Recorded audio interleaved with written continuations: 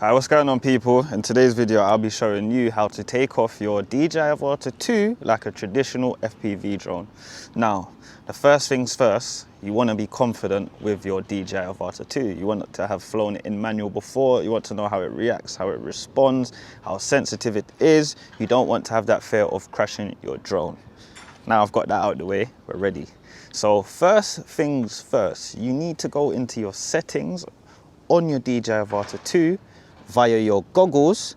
Then you need to go to control, then you need to go to remote controller settings, and on the first page you will see the custom controls.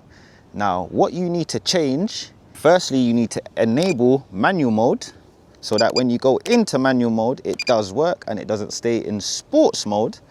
Then you need to take off the back, remove the screw, take out the screw, adjust the screw tension on the left stick to make sure you have your throttle ready for manual. If you've done all of that already, the next step is key. That you've done that, you need to set your C2 button, which is this custom, the second custom button. This is C1, this is C2. So you need to set the top and the mid button to stop the motors, and you need to set the bottom C2 button to start the motors. So what that will look like is, right, I just got covered in grass and dirt.